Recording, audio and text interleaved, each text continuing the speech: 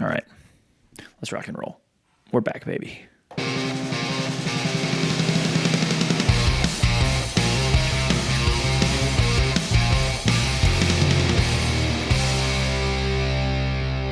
Hello and welcome into the Section 109 podcast.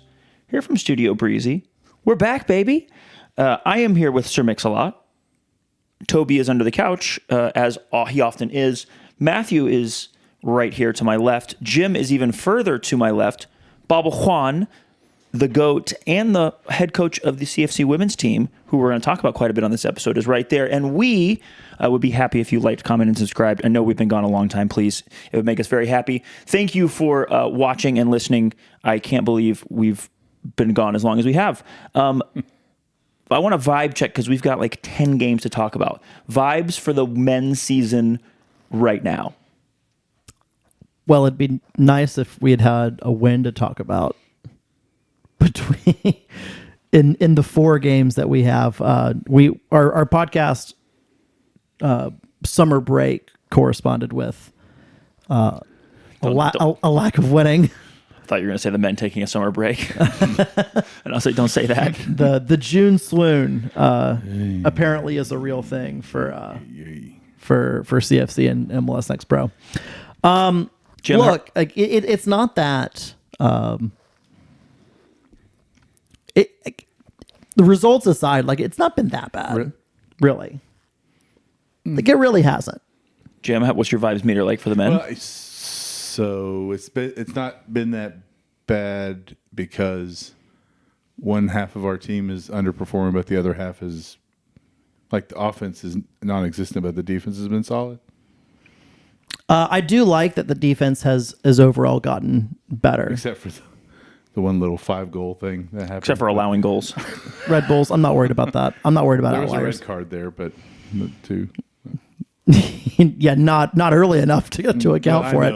I'm not going to worry about. I'm not going to worry about outliers, and I'm not going to worry about goal-based narratives. That's only fun if you win, right? Goal-based narratives.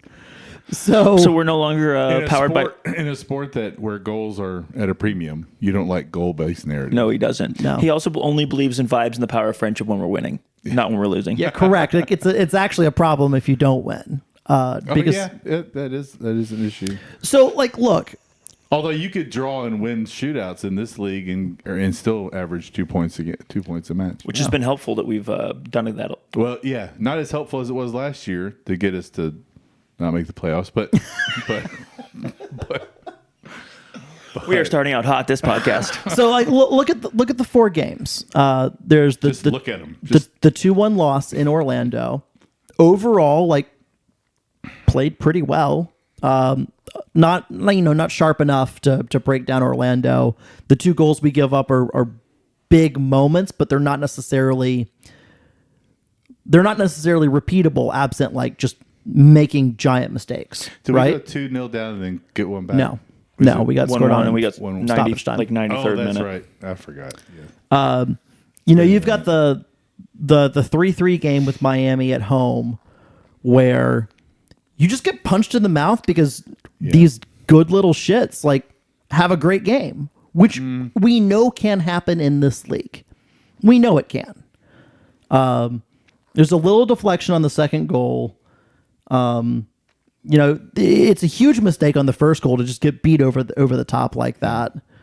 And the third goal is just, if you're gonna, if you press a little bit and they play through you, and they get themselves in a position to be dangerous, and then ball goes in again, that's really tough to overcome. We did some really good stuff in that game, coming back, just kind of sticking with it and earning a penalty. Mango just never giving up. Mm-hmm. And then, some really, really good line breaking stuff, and good combination play, between Stevie Peter and Jalen James, to tie that game up. That's some offensive stuff that we hadn't had a lot of. Correct. Right? Mm-hmm. You go to the Red Bulls game. So you're just doing the review now. Yeah. We go to the Red Bulls game, And Screw the vibes. No vibes for Jim. No vibes. we destroy Red Bulls in the first 12 minutes. Yeah, I think you have to score in order for.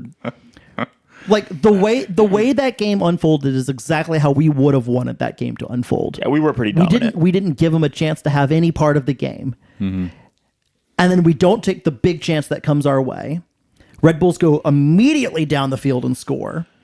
And now we're off to the races because they're crazy athletic. And frankly, we're not. And they're able to play a little possession game, draw us in, and just start really making dangerous chances. There's some bad set piece defending, I think, in there. It's just a really, really tough one. And Red Bulls are the type of team. Philadelphia's the same way, and we'll see them in a couple weeks. If they start going downhill on you, just look out. yeah. Jim, how are you feeling about the men's team? I sense that you may be a little down. Well, I mean, I don't want to.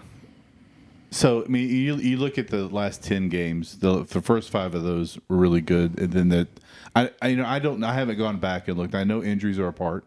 For sure. I think it would be interesting to go back and map out the players on to look at how many matches we have missing from our front 3. Sure. And so I do want to take that into account, but You could argue it's every single match. yeah, at least one person has been out. Yeah. If not multiple. And I mean, so it's, but that's part of the game. So I really appreciate the back line's been really good. Again, I think in the Miami game you mentioned there were a couple of, I mean, just we just went a little. We just lost a little bit on the outside for the first 2 goals, I think. But so I don't want to be too negative. It's we really. I'll just say this: we really need to win on Saturday. Yeah. I mean, for just multiple reasons. Going 5 without a win, or 4. It'll be 5. Yeah, 5 is just not good. It feels. I mean, frankly, we've seen this before, just last year, where we were the first team to get to 20 points, and then we didn't make the playoffs. And so we're out of the gate again quick, and now we've hit that plateau. And can we kind of reshift into gear and get some points? I haven't looked to see. I did look. I don't remember. How many points got the playoffs over the past couple of years in Next Pro, but it's around like upper 40s or low 50s, maybe. No, God, no. Last year was the most ever the playoff line hit, and it was 45? Yeah, yeah, Because we were on 45, but we didn't have any of the tiebreakers. yeah. And 8th was on 45 as well. So So let's just say 50. Typically, it's like 42. Okay, so We need to, if we have 48, we're pretty safe. yeah. If so we have need 50, 18 we're going to have a home playoff game. we need 18 points out of the next. 13 games. Yeah, is it 13? Yeah, we need 18 points out of 13 games. If you can't get 18 points out of 13 games, you don't deserve any playoff. So that's what we need. 18 points out of, let's say 20. Shifting gears before we go into full recap mode. Women's vibes. CFC women's vibes. How are you feeling about the women's team? Me? Yeah, you can go first this time. I mean, yeah, they're. Matthew's going to review the whole thing during his vibes, I'm sure. So, Yeah, I mean, there's not a lot to critique about the women's season. I mean, it's the 1-1 draw with who was it, Impact? that was tough. That was annoying. I was down there for that. That was tough. Unnecessary. the game against the game against Decatur, I think we all thought they would be the class of the conference, and And they are. And going down 2, I was worried, but the second half, we, I don't know if it was game state and they gave us the ball more, but we outplayed them. Got one back. I think a draw would have been a fair result in that match. So I was a little worried when they scored the two, and I was like, is this? I mean, I wasn't worried we were going to get Nashville, like 22 Nashville, but Memories. but so yeah, I outside of the draw, I think the draw is probably because even in the loss, I thought we played well, we fought back.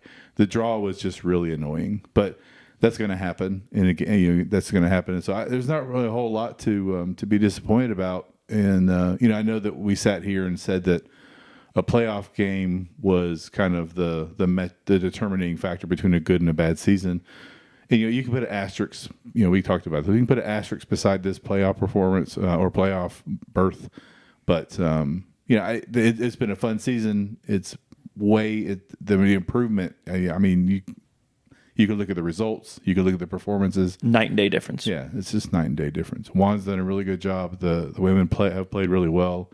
I like the way we play. So yeah, I mean, vibes wise, it's all rainbows and unicorns. And Pride Month's over, so still got rainbows and unicorns. It's good. Matthew, how are you feeling about the women's season? What are your vibes like so far going into the playoffs? Well, first off, it's 5 wins, 1 draw, 1 loss on the season. Game number 8 was canceled. That's because Decatur was scared. They could have played. The Braves played that night just down the road. Yeah, so 5 wins on a CFC women's season out of 8 possible games. There only ended up being 7 games. Is really, really, really good. That's a huge step in the direction that we want this thing to go. Having a chance to represent the division, thank you, Decatur, is a great opportunity for us. Having a chance to avenge some demons from Nashville is always fun. This team is fun. No joke about it. Like, they don't play terrible. Like, they put the ball on the ground and they play, and they play well. They break lines. Some of the passing technique from Jordan and Brine is some of the best stuff I've ever seen. It's like Alec McKinley. I get the Alec McKinley vibes from them in terms of their passing technique. It's unbelievable stuff, and that's a callback for some of you. I got it. And look, this team is oftentimes it's classic, it's classic amateur soccer. It's often a little bit makeshift all the time because that's part of it. We talked about, video is hard to find sometimes, but we talked about, Ash Fernandez was brought into this group. Turns out she was never a wingback. She was a center back. She was aerial dominant. She was a really, really good defender, from Florida, played for Tulsa for 4 years or whatever it was. It turns out that she was probably meant to be a starter at center back for this team. And we never saw her once all season. And it turns out, if you guys missed the announcement, she signed a professional contract with Rayadas, which is the Monterrey women's team in the Mexican First Division, to go play pro. Yeah, she still could have played though. Come on. I agree.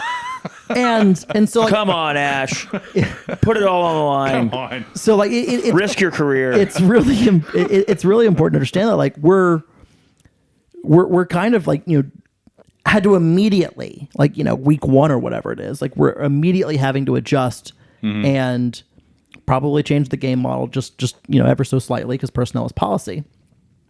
And the way this team has adjusted and figured out how to play and to compete and to win games and to give themselves a chance in an incredibly difficult division has been really awesome. So, Thursday's home playoff match is a massive deal.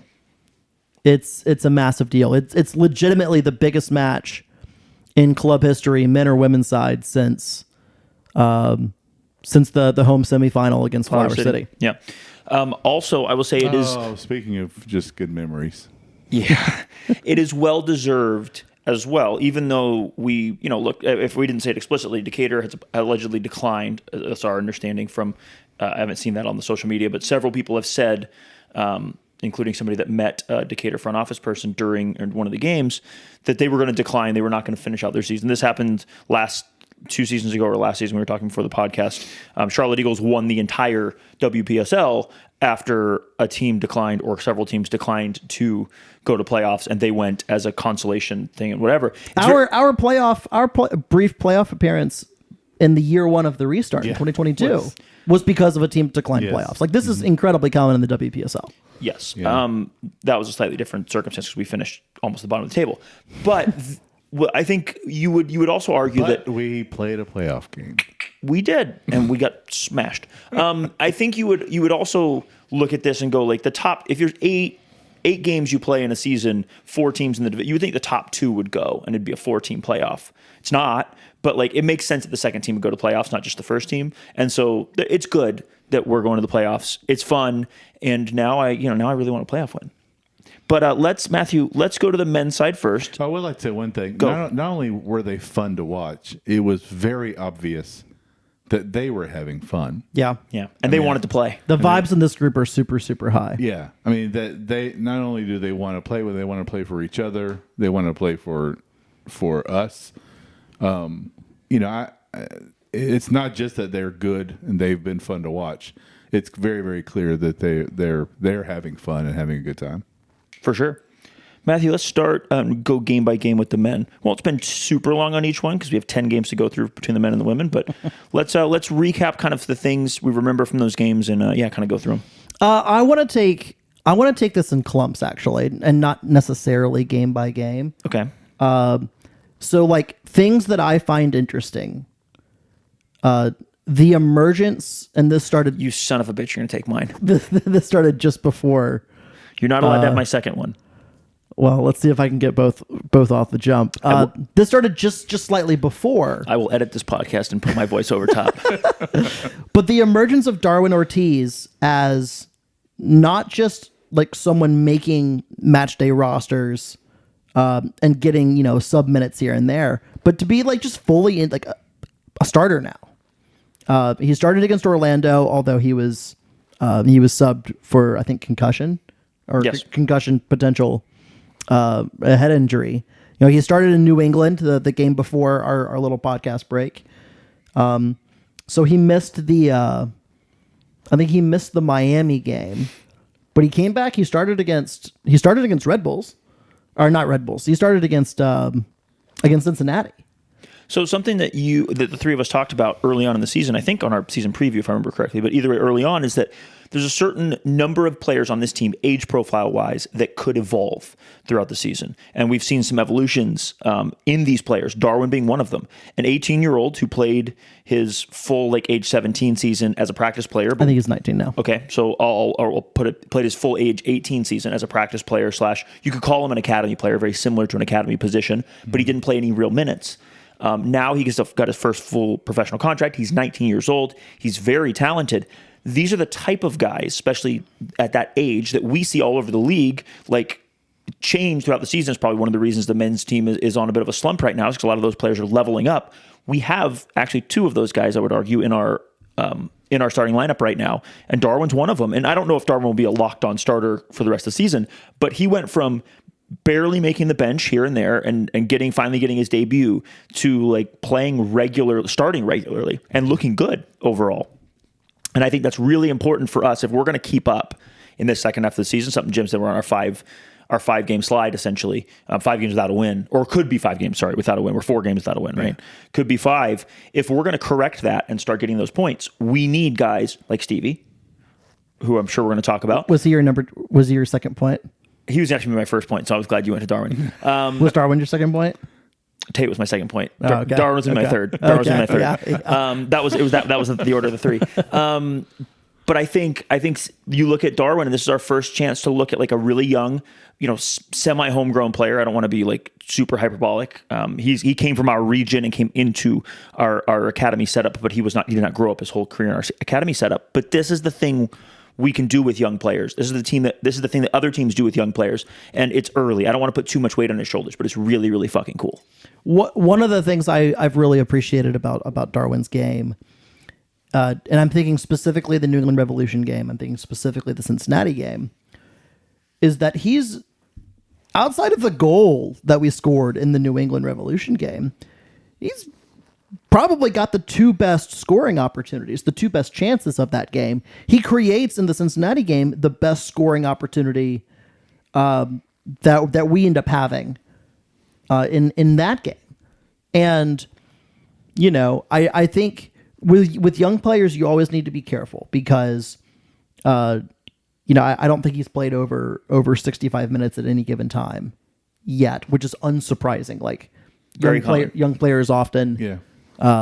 Look how we handled Damien the first season of Damien's rise in NISA. Like he would play 45, 50, 60 minutes, somewhere in that range, and be totally gassed. Yeah. And I'm not saying Darwin's been totally gassed because I haven't seen that, but like that was a young player feature that happens. And so like they oftentimes come out gangbusters, and then they don't necessarily know how to control their pace and pace themselves throughout a match. That usually comes with experience. I'm not saying that's what's going on here, but sometimes they also can go invisible. Like young players do that quite frequently.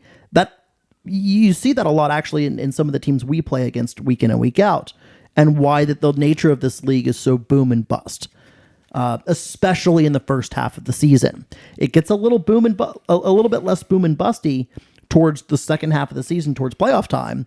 And it's one of the reasons why, and we talk about like this league leveling up, every single year and within the year.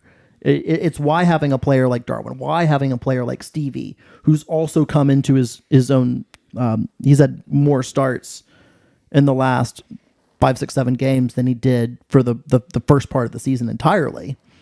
It's why players like that learning, growing, and coming into it are so valuable to us. Did you have any thoughts on Darwin that we didn't cover there? No. I mean, I don't. I think I think part of his opportunity is injury. I mean, there's an injury factor to it For sure. But he's taken that opportunity and like you said, has performed well. So I hope that I hope we have him the next 2 or 3 years, and I hope hope he grows, gains a little bit of weight, and so I don't have anything to add. I mean, he's been a pleasant surprise. I think this is a couple things that I just thought of. It's a deeper team than it was the last couple of years. Mm-hmm. And the fact that he's getting minutes, even though there are injuries, but the fact that he's getting minutes not only adds to how deep the team is, but shows how much he's improved. Because this is a harder team to break into, even with injuries, than it would have been. He wouldn't be playing if the coaches didn't think that that he could add something. The other Darwin I just thought of, shout out to Darwin Lom. About to play the U.S., just beat Canada, and he had a ridiculously ballsy Panenka in the penalty shootout. And former CFC Darwin Lom, dude, that was awesome. He also played here a few weeks ago for Guatemala, and I think he had a goal in that game, I believe, and maybe a red card. I wasn't at that game, but I was told. Maybe actually. Pretty sure. But yeah, shout out to Darwin Lom for real. That's amazing. And if you guys didn't see it, it's on. It's all over Instagram. It's in the. It's all over YouTube. Like he's the fourth penalty taker, and he Panenkas it right down the middle, and it's awesome. Yeah. Anyway, back to CFC. Stevie's emergence I think something that we said for sure early on in the season, and we said this a little bit last season, is one of the reasons we were not as good last season as we were in previous seasons is we lost Richard Dixon, and we did not have an anchor to, first of all, clean up things. None of the guys last year did that in anywhere close to how Richard used to do it. And then also just a reference point where they could believe that Richard's going to take care of this so we can commit forward. I've seen the last few games, and I don't want to overstate it because it's not that big a sample size, but and Richard told me this preseason, when I spoke to him about Stevie, because I'm looking at him on tape, I said, "Look, this guy looks really good," whatever else. And he said he's really good.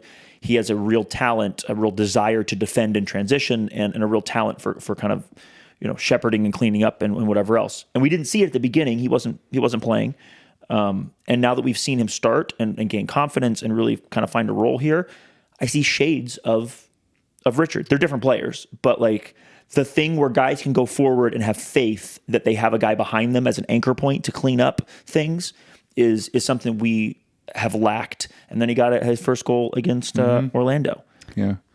I'd like to see him a little stronger on the ball. I still get a little nervous with him. The ability to get caught in possession. But he has, like you said, and this may be that I'm allowing early performances to impact. I've not watched enough to really be fair to him in the growth. But that's I think defending wise, he has grown, but I still worry about him, on the ball.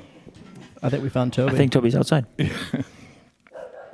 One of the things that makes Stevie special is that he is fundamentally unlike anyone else this team has in his athleticism and his ability to recover.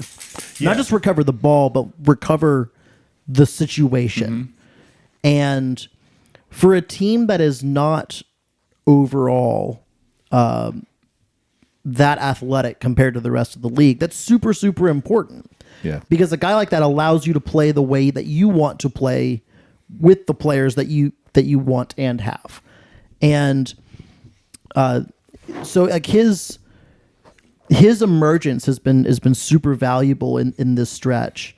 And I think he's got some more gears to go. He also does this thing that a lot of young players that have come in through the system, and not just like the CFC system, I mean like the American soccer system, that have spent time in with MLS academies and Next Pro.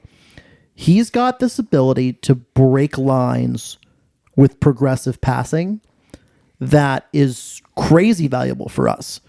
Because now if he picks up a ball at the 6 from say one of the center backs, you see this on the Jalen James on the Jalen James goal against Miami. And by the way, like it wasn't just that goal. There was 3 other occasions where like Peter just posted up, and Stevie's able to break lines, to find him, and it sets the rest of the play up. That's a card that we didn't have last year. That's also not a card that Richard Dixon, when he was the 6, was really accustomed to playing. It's a little bit of a new thing positionally for us, or in that position. We also, to be fair to Richard, didn't have that striker to play to. That's correct. Marcus and Peter are very different players. Yeah. So what you're seeing, and by the way, like we did this a little bit with Marcus against Cincinnati when Marcus was starting. You play to feet and you have him come out a little bit, so he's got a little bit of extra space to be able to turn into possession, or he's flicking onto the wing. There's some really good avenues here, and I think guys like Darwin and Stevie have the opportunity, just based on that age curve, like they have that opportunity to take us a little bit further than we would otherwise be able to go. And it's not really just them. Like, Peter's 25, so he's a little bit more set, but it's still his first year as a professional. He's still figuring out the pace of the game, the flow of the game at this particular level. Mango the same way, Keegan the same way. You've got a bunch of guys here that are still like we're just a few months in. We're just half the season in. So there's a lot more potential with this group to be able to rise with the league. And hopefully that's what happens, and that allows us to take that extra little push, so that we can still chase a home playoff game and at least a playoff appearance. The other thing to your Stevie point is I think the first, what have we played, 15 games now? Yeah. So the first 7 or 8 games is called half, just ballpark. I don't think he had the confidence that we've seen the last 7 or 8 games. So a lot of him on the ball, his decision making wasn't as clear, and his He wasn't playing as confidently. And I think I get where you're coming from where you say, like, I'm a little nervous with him on the ball. But I think his decision-making is just... And maybe this could be a run of form right now where he's just crushing it and he comes back down to earth, or this might be the new Stevie. But I would argue that what you saw is absolutely true. The first half of the season, it was like, sometimes it was great and sometimes it's like, oh no. Like it was very up and down. And then the last like 7 or 8 games, it's just mostly been up. And if he gives up the ball, or if someone gives up the ball, we have 2 super athletes on this team. It's Peter Plowman and it's Stevie. Like those are your 2 super athletes, the guys that can do things athletically. Like Plowman's huge and big and strong and fast, and he muscles guys and he kicks the ball, harder than you should, tries to break the net with it. And Stevie, if you watch him, if we talked about for the Atlanta game where he little brothered Luke Brennan or whatever his name is. He also has little brothered a bunch of different dudes in this season, and he just has the ability to catch up to somebody or beat somebody to a ball or get back and challenge. And he's doing it with confidence. And I would argue the first half of the season, he wasn't doing those things always with confidence. So it was a little up and down. And who knows, this could also be just a really good run of form, but he looks like, and he's on the right age curve to have changed, found some confidence, and maybe, hopefully, cross our fingers, he's still 20 years old. Yeah. Like, has made that next step in his development, in his career, where he can play that. Because I don't think the first half of the season, I was super comfortable with him as a single pivot. And now if he's playing like this, I don't see why he's not the single pivot in every game. I wasn't necessarily worried about him as a pivot or confidence defensively. I think there was in possession, because he hadn't been playing much game minutes in that first part when he was playing, I think there was a lot of thinking with the ball. Yeah. Like where are these guys going? Where are these guys going? Am I leading that person? Am I playing defeat?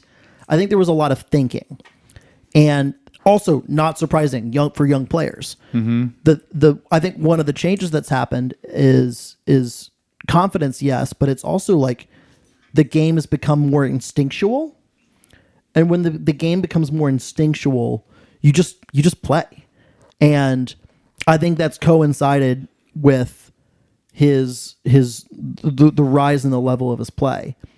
And look, let's be honest, like if we're gonna do something the second half of the season, like we're gonna need Stevie to make it happen. We're gonna need Darwin to level up again and then start contributing actual goals and assists and not just good chances. Mm-hmm. Yeah, we need everybody to level up a little bit as the rest of the league levels up. We can't just rely on Eldon to keep us. We just need them back. We just need them on the pitch. Yeah. I mean, injury-wise, right.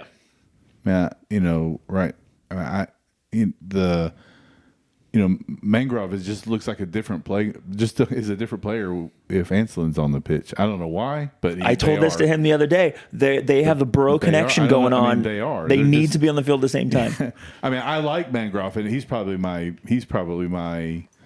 at least of the new players. He's probably I would put like kind of the breakout for me. Sure, yeah, keep going.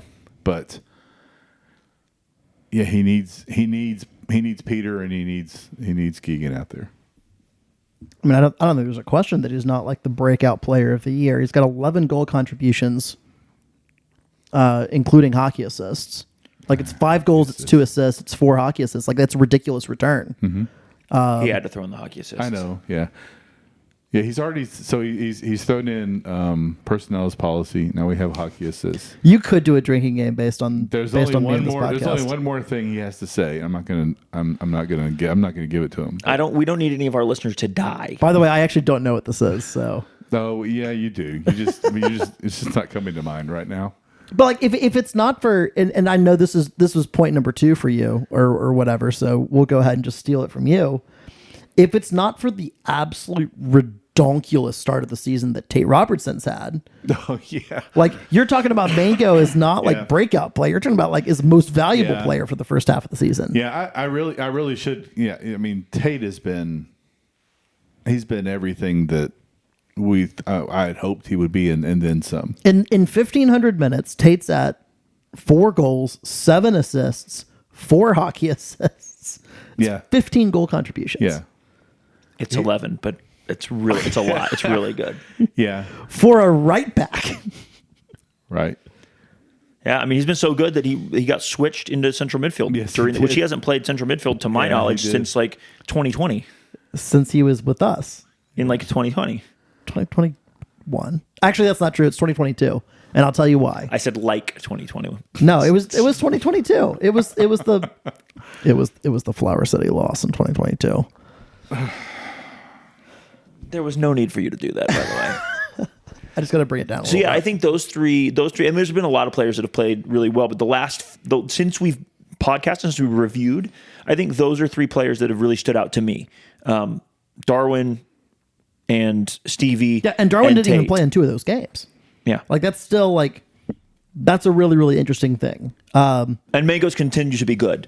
Mango was already good. I don't know how to say it. Like we talked a lot about Mango earlier on in the season. Yeah. It's the only reason I wouldn't. He's I mean, You could argue he's actually like dropped off in terms of like actual production. well, his bro partner has not been on I know the Keegan has been on the pitch. They got to be on the field together. and I think him. Do you think they have Captain Planet rings? They should. They should, after every goal, Captain Planet ring. That says something about the age demographic of the listener of this, that you went to. I don't know how many people are going to get that. Yeah. Also, Super friends. if you are listening to this podcast, I would love in the comments to know what would be the drinking game things for the three of us. Because I have some for you.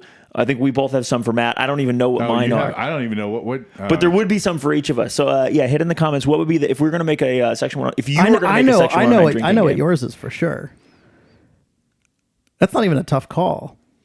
It's stating something very, very confidently, then reversing yourself 1 year or one number in either direction, then coming back to it, then going back to it, and then coming back again, and then then moving on. Yeah. Hell yeah. I don't have any. So You haven't brought up XG Chain in a very long time. XG chain. Heat maps. Heat maps. Oh God. All right. We need heat maps. So this game against Chicago is going to be really, really important. Like we've said, for you need to win. You don't want to go 5 without a win.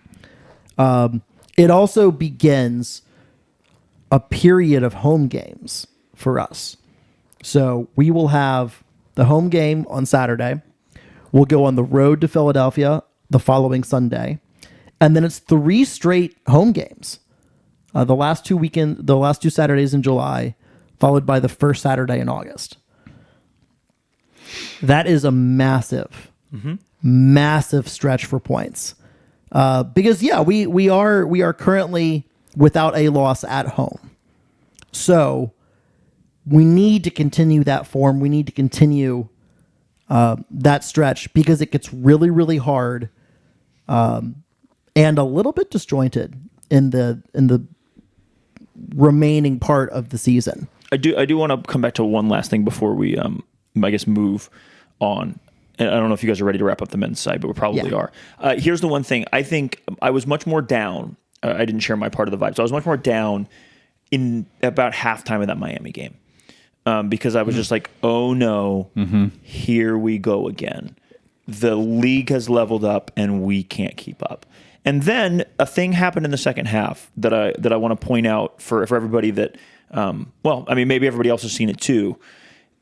Whatever Chris and the coaching staff are doing at halftime of essentially every game, if we have a poor first half, we consistently have a better second half. And it is oftentimes due to tactical adjustments and personnel adjustments at halftime. This coaching staff, to me, from the outside, appears to be incredibly effective in halftime changes. And I think that says something about how they've chosen to build a team that is very versatile. They can play a lot of different ways. That is a lot of different types of players, and that is pretty deep. Our comeback in that second half with heart, grit, and skill, not just heart and grit, but also heart, grit, and skill, was wonderful to see. It gave me much more faith in the rest of the season, vibes-wise, that like, hey, we can have a poor first half and get, run off the pitch in some ways, and then also find a way to run the other team off the pitch in the second half. And I don't know what the rest of the season holds. I am excited and terrified, But I think we could all do well to look at that second half and say this is not the same, at least so far, collapse essentially of last year where we're either like good in key moments or just not good at all. Like we have got more in the tank, I think, from my perspective, pretty clearly than we had last season, and that's very good to see. Hopefully, we need to get healthy, as Jim pointed out. If we don't get healthy, we're in trouble. But this break, little midseason break, if you checked on Instagram, you see like pretty much all the boys are traveling all over the place. I don't think it could have come at a better time. Yeah. They got 4 or 5 days off or something, and hopefully they've gotten healthy. And yeah, this is a really big start to the second half. Tech, what you were saying. 4 of the next 5 games for the men are at home. We close the season with 5 of 8 on the road. Yeah, need to get. The next 5 games are critical, especially one of those games is at Philadelphia. The next 5 games is critical to determining how easy or hard it will be to even make the playoffs. And we've been saying, definitely got to make the playoffs if we want to get a home game in the playoffs. I want a home game, obviously, but I want to make the playoffs. Just make the playoffs, whatever it takes. And hopefully that could be a home game because there's not a big difference, at least there wasn't last year, in points between a home game and the bottom of the playoff like rungs. So it's time to pick up some points. We have picked up a few points over the past couple games, which is better than nothing. We're sitting at 30 right now. We're sitting at 30. Mm-hmm. And we now need to, as Jim said, pick up some points. I mean, honestly, like what would make you happy? Four home games, take out the road game. Next four home games. I can only do this in a batch of 5. So maximum 15 points with 4 home games. I think we need 10. Oh yeah, I would say 12. If we get to 10, we'll be 1 point away from the 2023 playoff line, which was 41 by NYCFC. I mean, 10 is great. I mean, two points a game is ought to do it any season, anywhere. So yeah, 10 would be good. The only reason I would go to 12 is because 4 of them are home. So I think those. I think 12 would be a nice 10. I think would be the absolute minimum that we need, but I would like 12. Cool. I've been splitting the difference in my head between the two of you. I keep going back and forth on 12. I think 12 is a little unrealistic, although it's like the ideal is for sure 12. Yeah. If you give me 10 out of the next 5, I'll be happy. Give me 3 wins and a draw, or honestly, that's 4 games. Well, and then a loss. Okay. 3-1-1. I mean, like you're gonna lose games in this league. Like, it will happen. 3-1-1 would be I mean, like I said, 2 points per game. I think is what you should. And also you want to draw away and you want to win at home. You don't even need 10 points a game really to make the playoffs. So yeah, you don't even need 2. I mean, 2 points a game. 10 points a game would be pretty 10 sweet. points a game would be a record. Look, so you've got Philadelphia on the road. You've got Chicago coming at home. Right now, those teams are 3rd and 4th in the league. Yeah. If you want to PPG it, Philadelphia jumps ahead of us to 2nd, and Chicago's down in 5th. I really need Philadelphia to play some damn games. They have 3 games in hand on us, right? They played last night. Oh, I missed that. They're up to 13 games played, so just 2 behind. Did they pull it out last night in the end? 1-1, and they won on penalties. Oh yeah, they did. You've got, Miami will come to town again. Crown Legacy comes to town again, and then Toronto comes to town. Those are your back to back at the end of July and early August. That's where the points are. It's a tough run too. That's where the points are. Crown currently is in 10th. Miami's currently at the bottom. Believe it or not. They're so dumb. Miami is one of those teams like they can play like they're the best team in the absolute damn league one night, and one night they just get crushed. Well, look at our record against the bottom 3 or 4. That's where we lost to who was it? Columbus? Yeah. We lost to Columbus. Cincinnati's down there, right? Yeah. Cincinnati's been in a weird place this year because they turned over basically their entire attack They're just starting now, a super talented 17-year-old. But like the defense is pretty good still. It's not quite as solidified as it was last year. I mean, they lost two guys, a center back and a defensive midfielder, sometimes center back, into the championship. Like they're not quite there. I think they lost a guy to Atlanta too, as well, maybe. One of their wing backs. And like Cincinnati's had a lot of injury issues at the MLS level. So guys that would be normally consistently with the 2 team have been getting some of those short-term call-ups, I think, throughout the year. And that's just the other thing about this league, is it can be a little bit inconsistent. And you just shouldn't read too far into where somebody is in the table. Yeah, no.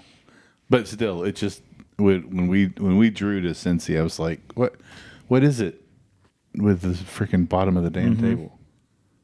Doesn't feel as good. All right, let's move on to the women's team and the recap of some much more fun games for the most part. Yeah, so we opened the season, and we talked about this in the last podcast. We opened the season with a 5-0 win. That felt good. I liked that. Incredibly fun. Followed it up with a 2-1 win, I believe a comeback win, versus Georgia Impact. We then, third game of the season, we dropped our only game of the season thus far, and hopefully the only one period. Hell yeah. A 2-1 loss against Decatur. Followed that up right afterwards with our first road game of the season. That was a 1-0 win versus the UFA Gunners. And that was a little annoying too. That was not a 1-0 game. Yeah, we got to be better. But it's the early days of amateur season. We saw that in the men's where you just gut it out. But 3 points or 3 points. Grinded it out. Finally got the game winning goal in the 70th minute in that one. Came back home for the final regular season home game of the year on June 14. It was a 2-0 win versus Atlanta Fire United. That was as dominant a game as I've really ever seen for such a small scoreline. But you get the insurance goal in the 90th minute to seal it. That one had Flower City vibes the whole time. Until rescored, yeah. A road game at Georgia Impact that finishes 1-1.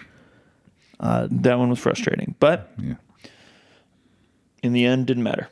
And then we go down early, or no, we score a goal, then we get scored on, and then the floodgates open. 5-1 game at Atlanta Fire United.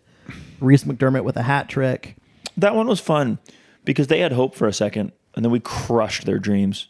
And then the Friday night game at Decatur, supposed to be a big crowd, national game of the week, regular season finale, kind of a dead rubber because Decatur had clinched the 1 spot, we had clinched the 2 spot, and lightning. I'm just saying the Braves played that night, just down the road. What time did Decatur were scared. Yeah. Dog, we left at they could have started playing at 9 o'clock for sure. 9 o'clock. Well, I think we left at 8:45 maybe. I don't know. Something like that. It all runs together. Anyway, they were scared. They're bad. They didn't want to lose to us to end their season. That's what it was. Well, yeah, and I wish we could have watched the Fire match. This is one of the things that I would put on my Breezy drinking game list if we talk about away games, because the Atlanta Fire. You do. The only way to guarantee you see a CFC game is to go to the CFC game. There it is. yeah, I almost said it earlier and I didn't. I almost said it. There it is. I didn't. I was not able to go to the 1-1 Impact away draw. No, sorry, the 1-0 away win at Is it Gunners? Gunners, I think, yes. And I didn't get to go to that one, and we didn't see hardly any of that one because the stream didn't start working until the middle of the game or whatever. Correct. And I just was like, all right, Andrew, you have to go to all of these now. I was already planning to go to all of them, but I was like, I have to go or I'm not. And several of the games people didn't see, but I saw all the rest of them, except for the 1-0 Indicator. Yeah. So I've gotten that out of you. I still need to get the one last statement from Matt. I don't know if we're going to do it. We'll see. We'll see.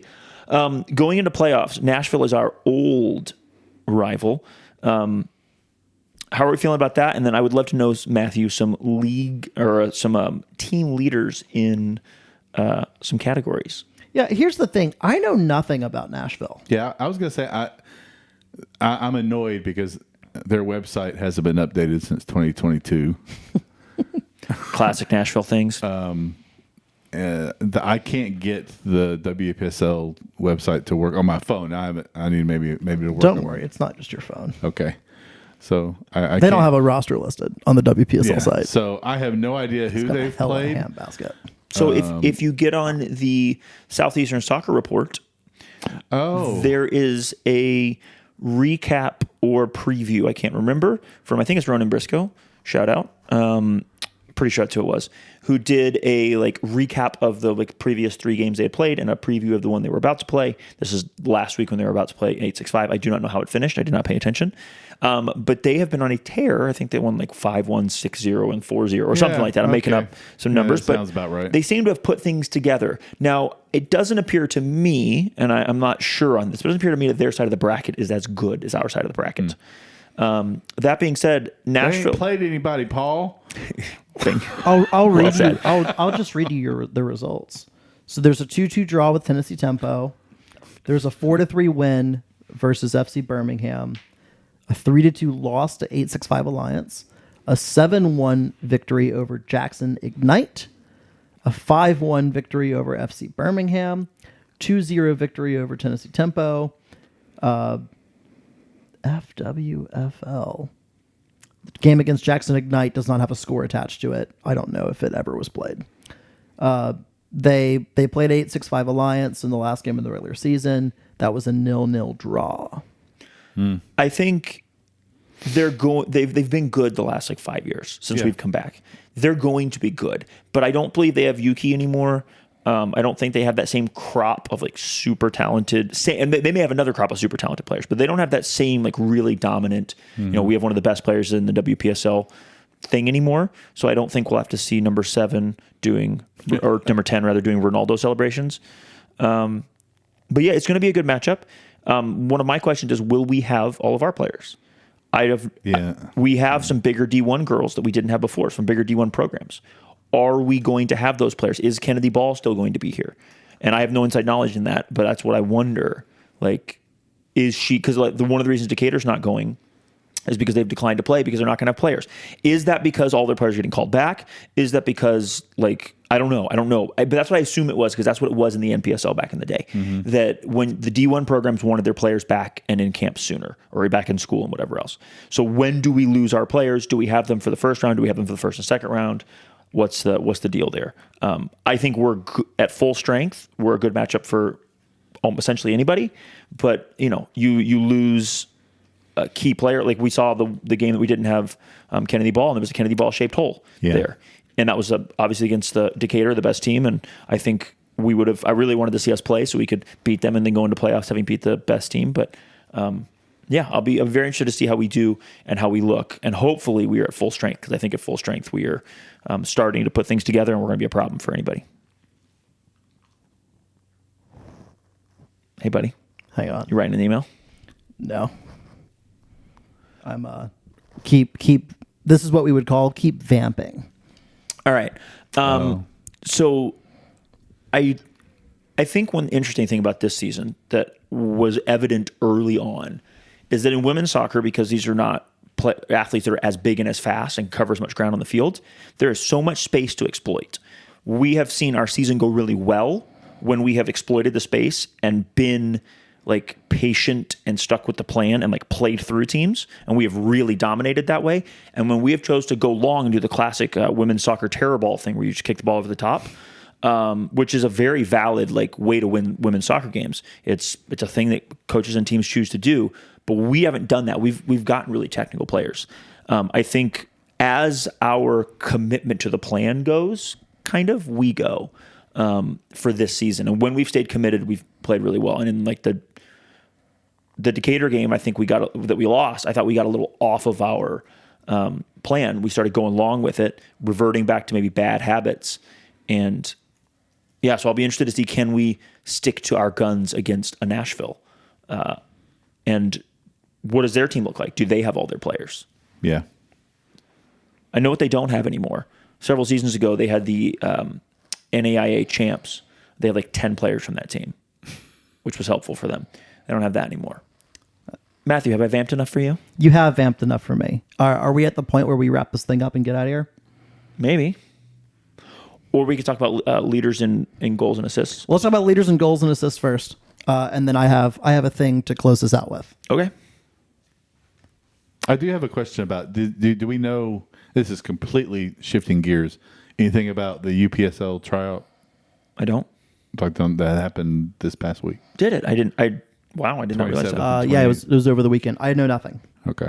I'm very interested to see. I do want to give a shout out. You guys, I don't know if you know this. So yesterday, there was the Division One playoff for the Georgia division. There's a Chattanooga team in it, Scenic City SC, with A bunch of former CFC Academy guys. CFC Academy guys, including one that played Gavin. Gavin Castle's playing there, yeah. He's got a bunch of goals. Yeah. Well, last time I looked, it's been a few weeks, but I Yeah. looked. So they won. You got to be careful about looking at when you see goals on the UPSL site on a Buddy, team site. do not ruin my narrative with your facts. Because it's cumulative. And to me, Gavin Castle has about 47 goals. I need you to stop being an asshole with your facts. So Gavin and his brother Aiden, both are friends of my boys, scored, and then they gave up a late goal. So they won, 9 wins, 1 loss, 49 goals scored. Yeah, They're good. they won promotion, and they will be in the same division as same CFC. division as CFC 2. Be a little derby. Yeah, be interesting. It'll be fun. I wonder if any of those players end up coming over. There's one guy. I think he's a center back. I don't remember his name. Who was a trialist? I think. You're talking about Michael Clow. Okay. There's a bunch of guys on that. Big ginger. Yeah. Yeah. He was a trialist last year. Yeah. Played in preseason. Yeah. Yeah. So they're good. And I only know because I'm looking at the thing right now. okay. I recognize him. I didn't know his Yeah. name. That's the first game I've watched of theirs. Of again, the Castle boys are. Did you go down and watch? No, we just watched it on. They had a stream. On the stream, yeah, and the stream was better than any WSL stream. Love to see it. It was a beautiful stream. It was wonderful. It worked wonderfully. With replays and everything. It was some Atlanta production company that did it. I think current Very cool. Academy coach and CFC women's goalkeeping coach JD Myers is on that team as well. Oh, I didn't know that. According to I this, know that. according to this thing I'm There's a reading. If you just read that, there's a lot of people you'd recognize. Oh yeah. If you knew about the academy, one of the coaches is, Ryan Palucci, is Tariq Muhammad, who used to play at Lexington. Yeah. That's fun. So they're a fun little team. I know nothing what it's going to look like or like who might be involved. Are we bringing some of those like sometimes practice players into Yeah. that group? Are Yeah. we? Are we taking someone's team kind of over? Like I don't really know how any of that's going to work, but it's hopefully going to be super important for bridging that academy gap, especially if there are any players right now who are over the age of 15 that don't really have like they're too good for their current academy team. We don't have the MLS Next system yet set up for those older age Right. players. Hopefully it's an avenue for some of them Yeah. to play at a little bit higher of a level. And to play against some grown men. Yeah.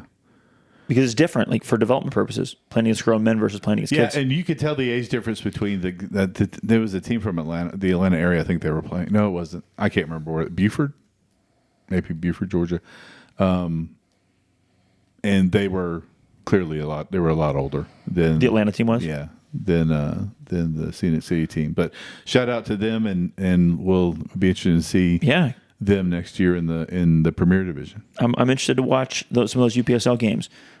Just sit around and maybe bring a flask in And just Watch the baby Blues play. watch the baby Blues play. That's right. All right, let's do the CFC men's team goal scorers on the season so far. Okay. Our leader is Mango with 5. Let's go, Mango. Peter With Plowman, 5? 5 goals. Peter Plowman's got 4 goals. Tate's got 4. Keegan's got 3. Milo's got 2. No one with one's getting one. Fareed, Marcus, Minjay, Stevie, Jesus, and Jalen James all have 1 goal apiece on the season. This is actually a good one because we talked about this on the podcast a bunch. We have gotten confirmation from the club, from a tactical camera, that the goal, Our eyes did deceive us. the goal that the second goal in the away Atlanta game, way back in the end of March, we have confirmation that the touch on that goal was made by an Atlanta player, which means that Tate gets credit for it. What? So it was Tate to Marcus. Yeah. And from our vantage point, it was very clear that Marcus hit it. However, the ball actually hits off of the defender. Yeah. And the stream is very unclear. But there is another tactical cam like right above the goalkeeper that we were non-believers, and so we needed to be converted, and we were converted, unfortunately. Yeah, So Marcus we got Thomased, basically. So Marcus did not score that goal. Tate did. It could go down as an own goal, but it's a deflection. Like it's going on target roughly, and it goes in.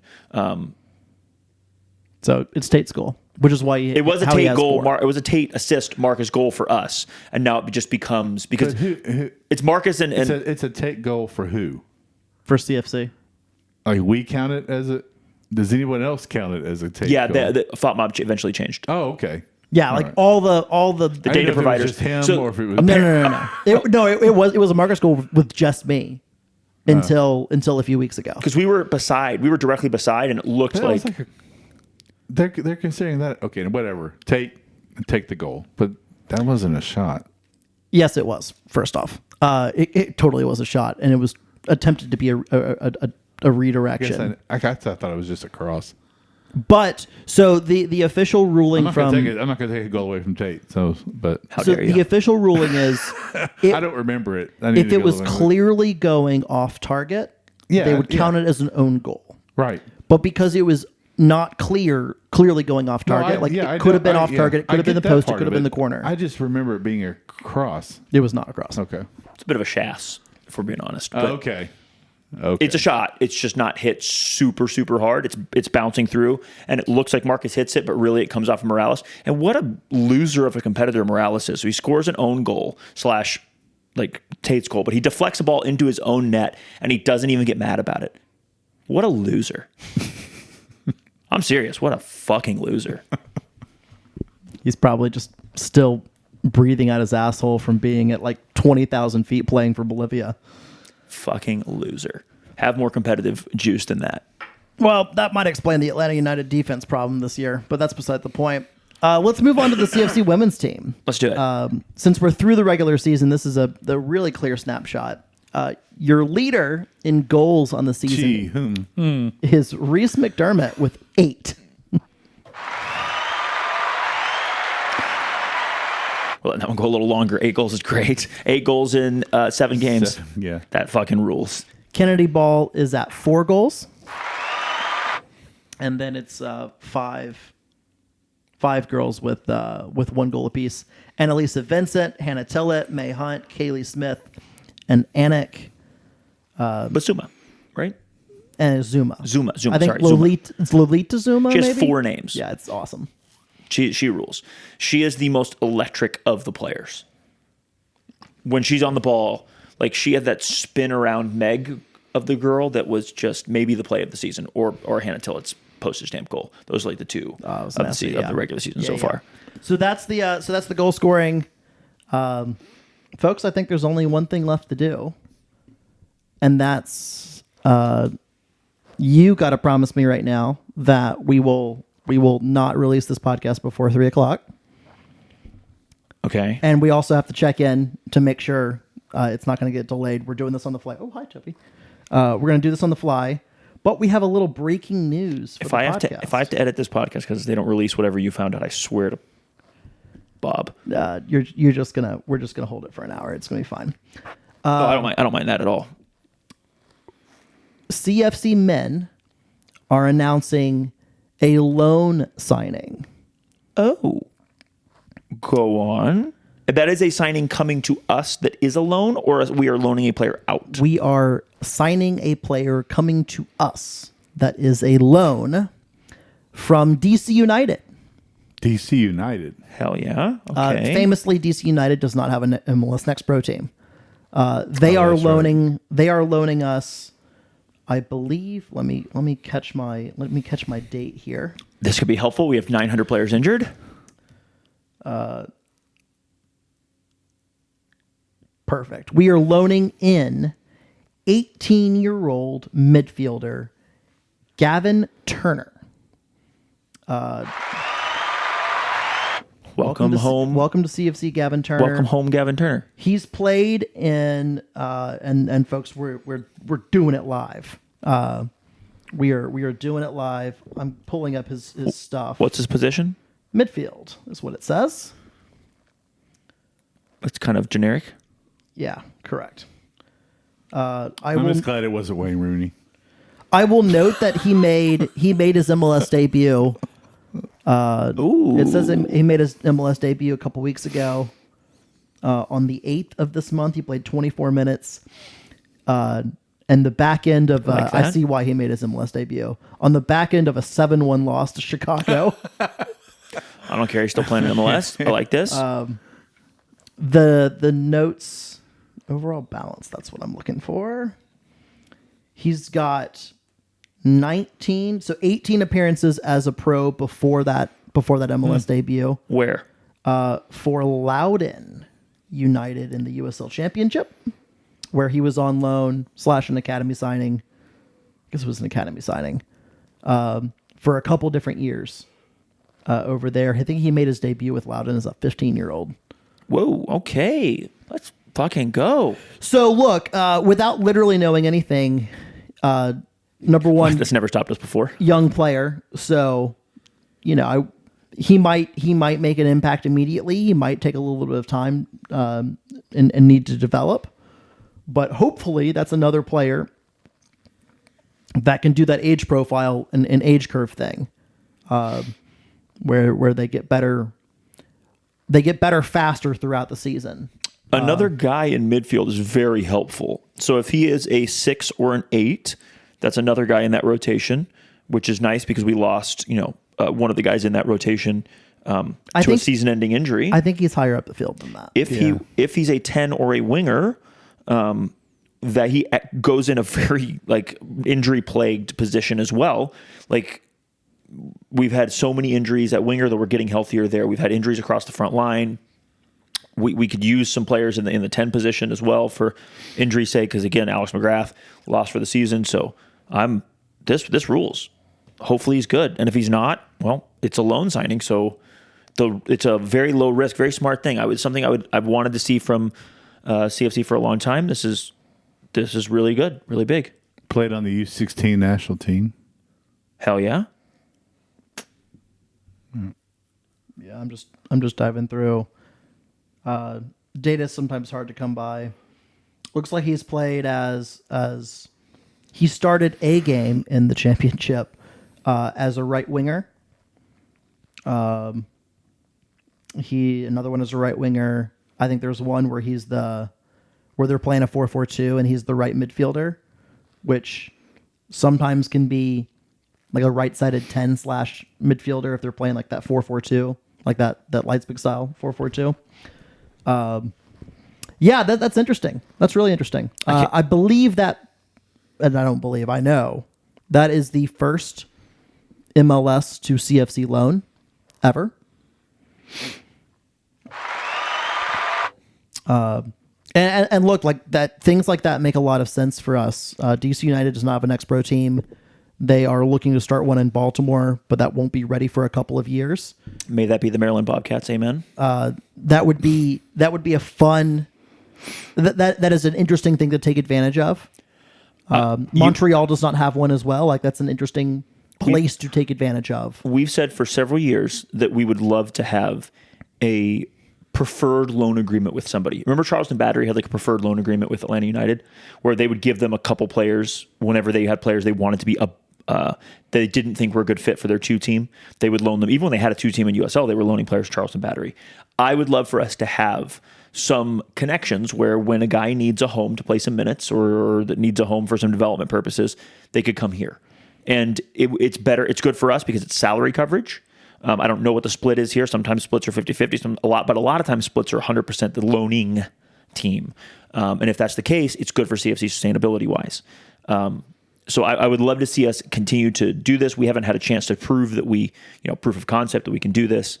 So this is a big one. This is awesome. And it's in the middle of the season, which is also very important for us because we now have a different player on an age profile that I was talking about earlier that can now potentially grow and improve and help us grow and improve and keep up with the rest of the league. Yeah, it's all not. I don't want to put it all on his shoulders, but it's cool. It's a cool bet. Also for reputation, like it's really important that we're considered, and like this is number one. Like we're not the first one to ever do this, but it's important for us to establish that reputation as we are an option for a player that needs to get out of town for whatever reason. They need to get minutes. They need a different environment. Well, maybe I don't love to get out of town. Yeah. He's been getting out of trouble, so we sent him out of town. We sent him to his grandmother's. Got to lay low down in Chattanooga. But here's the thing: like that, it is a valuable thing for players that grow up in one place to have to adapt to a new environment. Yeah, but that's not what you said. Yeah, well, it's Get out of town. I said it in a more fun way. Turner's under contract with DC United, guaranteed through 2027. There are club options for 2028 and 2029. That's interesting. So there's a potential here. Who knows? They're not getting rid of him. Like, they're not loaning him out in the last year of his contract to get rid of him. Yeah, just get rid of him. They want him to develop. About hair choice at some point. Worried? Yeah. You should be excited. That's an excellent hair choice. All he's got to do is do that blue, and he can be the shout out JP. He can be JP V2. Like that's awesome. That's a great. He looks happy in that picture too. Bring the good vibes, buddy. Bring the good vibes, Gavin. All right. Well, that's absolutely like a great place to end it on. With a little news. Listeners, viewers, thank you for watching. Thank you for listening. We like comments. We like subscribes. We really appreciate ratings and reviews. We also would really appreciate, again, if there were a podcast drinking game, what would be the things... He never said the other one, but we never really talked about it. That's okay. Let's see if anybody gets it in the comments. Yeah. Post them in the comments what you think each of us would have as part of ours. And please don't do that game. We want you to drink responsibly. We love you. Peace.